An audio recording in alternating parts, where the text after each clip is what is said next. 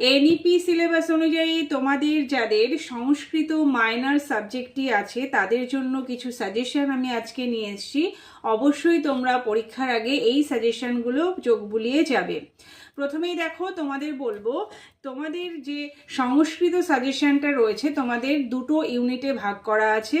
প্রথম ইউনিটে আছে তোমাদের 35 মার্কস এবং সেকেন্ড ইউনিটে আছে তোমাদের মাত্র 15 নাম্বার।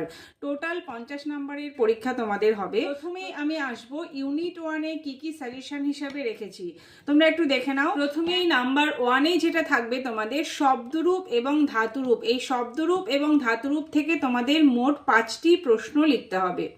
মোট 5টি প্রশ্ন তোমাদের লিখতে হবে। আমি সেখানে শব্দরূপ হিসাবে বা ধাতুরূপ হিসাবে কি কি তোমরা পড়ে যাবে সেটা একটু শুনে নাও। শব্দরূপ হিসাবে যে সাজেশনগুলো তোমরা পড়ে যাবে: নরশব্দ, মুনি শব্দ, সাধু, লতা, নদী, মতি, ফল, বাড়ি, মধু এবং অস্মদ, যুষ্মদ, তদ, যৎ, ইদম, অদশ, একম, দৌ, ত্রি, চতু, পঞ্চন, ষষ্ এবং অষ্টন।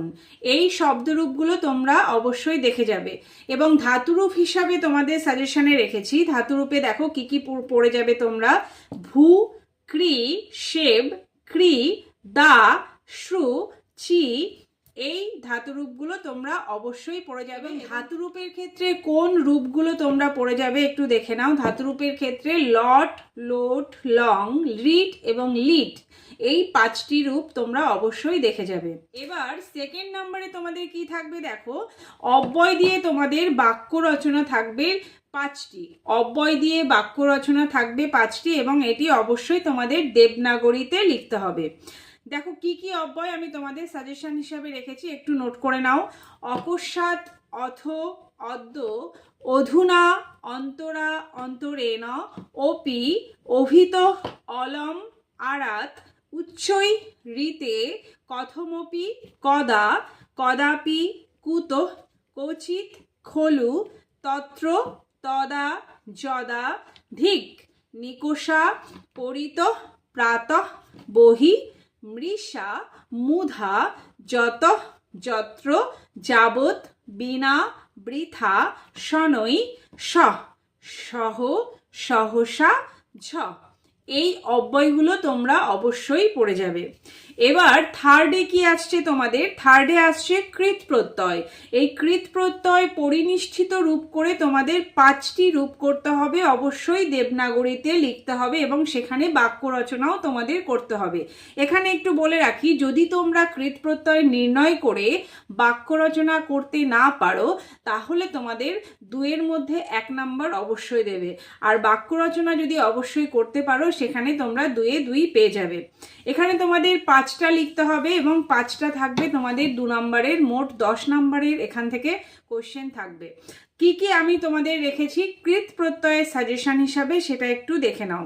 কৃত প্রত্যয়ে আমি তোমাদের শুধু রূপটা বলে দিচ্ছি: ক্রি প্লাস তব্য, গম প্লাস তব্য, গ্রহ প্লাস তব্য, ক্রি প্লাস অনিয়, ভূ প্লাস তব্য, পা প্লাস অনিয়, দৃশ প্লাস অনিয়, ক্রি প্লাস নথ, ভ্রি প্লাস কপ, শ্বাস প্লাস কপ, গম প্লাস ত, পচ প্লাস ত, সহ প্লাস ত, গম প্লাস শত্রী, দৃশ প্লাস শত্রী, ক্রি প্লাস শত্রী, শ্রু প্লাস শত্রী, আশ প্লাস শানোচ, সহ প্লাস ত, ক্রি প্লাস শানোচ, বৃত প্লাস শানোচ, শেব প্লাস শানোচ, শি প্লাস শানোচ, ক্রি প্লাস তাজ, গম প্লাস তাজ, শ্রু প্লাস তাজ, পট প্লাস তাজ, ভূ প্লাস তাজ, প্রপূর্বক নম প্লাস লপ, প্রপূর্বক বশ প্লাস লপ, প্রপূর্বক আপ প্লাস লপ, আপূর্বক গম প্লাস লপ, অধিপূর্বক ই প্লাস লপ, ক্রি প্লাস তুমুন, ক্রি প্লাস তুমুন, গম প্লাস তুমুন, গ্রহ প্লাস তুমুন, দা প্লাস তুমুন, দৃশ প্লাস তুমুন, ভূ প্লাস তুমুন, বহ প্লাস তুমুন, শ্রু প্লাস তুমুন, সহ প্লাস তুমুন, শেব প্লাস তুমুন। এই কৃত প্রত্যয়গুলো তোমরা অবশ্যই পড়ে যাবে এবং চেষ্টা করবে এখান থেকে বাক্য রচনা অ্যান্সার করার। এবার ফোর্থে তোমাদের কি থাকবে দেখো, ফোর্থে থাকবে বাচ্য পরিবর্তন। এটা তোমাদের নিজেদের করতে হবে। আমি শুধু বাচ্য পরিবর্তনের ক্ষেত্রে বলবো, এখানে 5 নাম্বার আছে তোমাদের। এই বাচ্য পরিবর্তনের ক্ষেত্রে বলবো এক্ষেত্রে যে কর্তা সবসময় তৃতীয়া হবে, কর্ম সবসময় প্রথমা এবং ক্রিয়াটি অবশ্যই কর্মবাচ্যে হবে। 3টে টপিক আমি তোমাদের বাচ্য পরিবর্তনের ক্ষেত্রে বললাম, আমি আবারও রিপিট করছি। মনে রাখবে যে সবসময় কর্তা তৃতীয়াতে হবে, কর্ম হবে প্রথমা এবং ক্রিয়াটি কর্মবাচ্যে হবে। এবার ফিফথে তোমাদের কি আছে, বাংলা থেকে 5টি বাক্য, যে কোনো 5টি বাক্য তোমাদের দেবনাগরীতে ট্রান্সলেট করতে হবে এবং সেটা নিজেকে অনুবাদ শিখে নিজের মতো করে তৈরি করে নিতে হবে। যে কোনো 5টা শব্দ তোমাদের বাংলায় দেওয়া থাকবে, সেটাকে তোমরা দেবনাগরীতে ট্রান্সলেট করে নেবে। এই ছিল তোমাদের ইউনিট 1-এর সাজেশন। এবার আসবো ইউনিট 2-তে কি কি সাজেশন হিসাবে রেখেছি। ইউনিট 2-তে তোমাদের মোট আছে 15 নাম্বার। ইউনিট 2-তে আছে মোট 15 নাম্বার। সেখানে থাকবে তোমাদের ছন্দ মঞ্জরি, সেখানে ছন্দ মঞ্জরি থাকবে তোমাদের। এখানে দেখো, ছন্দ মঞ্জরি থেকে তোমাদের 5টি ছোট প্রশ্ন বাংলায় লিখতে হবে। প্রথমেই বলবো বাংলায় লিখতে হবে 5টি ছোট প্রশ্ন এবং সেখানে দেখো কিছু কিছু কোশ্চেন আমি তোমাদের সাজেশন হিসাবে, মানে গুরুত্বপূর্ণ প্রশ্ন হিসাবে আমি দিয়ে দিয়েছি। প্রথমে আমি বলবো এটাকে একটু নোট করে নিতে, প্রথমে একটু নোট করে নাও। প্রথমেই আসবো ছন্দস্য কিং লক্ষণম তচ্চ কতিবিধম। সেকেন্ডে আসবো কিং নাম পদ্যম তচ্চ কতিবিধম। থার্ডে আসবো বৃত্তস্য কিং লক্ষণম তৎ কতিবিধম।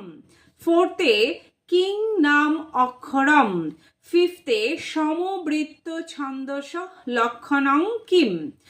6th-এ আছে বিষম বৃত্ত ছন্দস লক্ষণম কিম। 7th-এ আছে ছন্দ শাস্ত্রে কে গুরুবর্ণা ভবন্তি। 8th-এ আছে ছন্দ শাস্ত্রে গণ কতিবিধম কানি চ তানি জ্যোতি লক্ষণম কিম।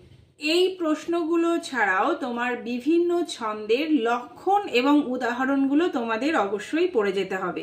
এবার পরের টপিকে আছে দেখো তোমাদের ছন্দ নির্ণয় করতে হবে। সেখানে আছে তোমাদের মোট 5 নাম্বার। ছন্দ নির্ণয়ের ক্ষেত্রে তোমাদের একটা কথা বলবো যে উদাহরণ তোমাদের সেখান থেকে দিয়ে দেবে, সেটা দেখে তোমাদের লক্ষণ এবং বিস্তারিত আলোচনা সহ লিখতে হবে। এর মধ্যে কিছু কিছু গুরুত্ব প্রশ্ন আমি তোমাদের দিয়ে দিয়েছি, আমার সাজেশন অনুযায়ী আমি তোমাদের দিয়ে দিলাম। কি কি ছন্দ আমি সাজেশন হিসেবে তোমাদের জন্য রেখেছি এবার একটু দেখে নাও। সা নিন্দন্তি শানি ভাগ্যানি বালা, প্রবর্ততাং প্রকৃতি হিতায় পার্থিব, ভবন্তি নমস্তরব ফলাগময়ী, যাঁচিয়া মোঘা বড়মধি গুণে নাধমে লব্ধ কামা, গিরিচর ইব নাগা প্রাণসারং বিভর্তি, মুক্তেষু রশ্মিষু নিরায়ত পূর্বকায়া, ইদং কিলাব্যাজ মনোহরং বপু, অনাঘ্রাতং পুষ্পং কিশলয় মূলানং করুরুহৈ, কশ্চিৎ কান্তা বিরহ গুরুনা সাধিকার প্রমত্ত, মমাপি চ খপয়তু নীল লোহিত। এই ছন্দগুলো তোমরা অবশ্যই দেখে যাবে। এই ছিল আমার ফার্স্ট সেমিস্টারের মাইনর সংস্কৃতের সাজেশন। তোমরা যারা সংস্কৃত মাইনর হিসাবে সাবজেক্টটা পরীক্ষা দেবে তোমাদের বলবো এই সাজেশনের প্রত্যেকটা কোশ্চেন তোমরা খুব ভালো করে পড়ে যাবে। ভালো রেজাল্ট করতে গেলে এই সাজেশনের একটা কোশ্চেনও তোমরা স্কিপ করবে না, অবশ্যই মন দিয়ে পড়ে যাও। আর সংস্কৃতে লেখাটা অবশ্যই একটু প্র্যাকটিস করে যাবে, না হলে কিন্তু দেবনাগরীতে তোমরা লিখতে পারবে না। অবশ্যই সংস্কৃতটা প্র্যাকটিস করে যাবে, এই সাজেশনের কোশ্চেনগুলো অবশ্যই মন দিয়ে দেখে যাবে বা পড়ে যাবে, অবশ্যই ভালো রেজাল্ট করতে পারবে।